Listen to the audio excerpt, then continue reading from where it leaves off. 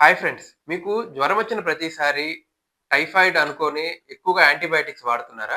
ఎందుకు చెప్తున్నానంటే, ఎప్పుడైనా జ్వరం వచ్చినప్పుడు మీరు డైరెక్ట్‌గా ల్యాబ్‌కెళ్ళినా గాని, లేకపోతే ఏదైనా ఆర్ఎంపీ డాక్టర్‌ని గాని కలిసినప్పుడు, వారు మీకు ఫస్ట్ ప్రిస్క్రైబ్ చేసే టెస్ట్ వైడాల్ టెస్ట్.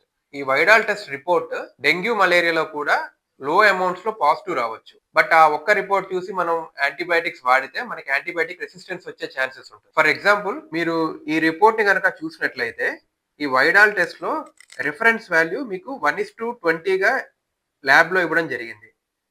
సో, దాని ప్రకారం ఇక్కడ 1:80 అంటే పాజిటివ్ అని. కానీ ఈ ఓ అనే యాంటిజెన్ 1:160 కంటే ఎక్కువున్నప్పుడు మాత్రమే ఇది టైఫాయిడ్ ఫీవర్ అయ్యే ఛాన్సెస్ ఎక్కువగా ఉంటుంది. సో, ఈ రిపోర్ట్‌ని మనం గమనించుకుంటే చాలా వరకు మనం యాంటీబయాటిక్ రెసిస్టెన్స్‌ని తగ్గించొచ్చు. సో, మీకు ఫీవరొచ్చినప్పుడు సొంతగా మనం టెస్ట్‌లు చేయించుకోకుండా, ఒక స్పెసిఫైడ్ డాక్టర్‌ని మీరు కన్సల్ట్ అయితే, వారు మీకు అవసరమైన టెస్ట్ చేసి, దాన్ని బట్టి మీకు యాంటీబయాటిక్స్ కానీ, లేకపోతే వేరే మెడిసిన్స్ కానీ మీకివ్వడం జరుగుతుంది. Consult your doctor before taking any medication. Thank you.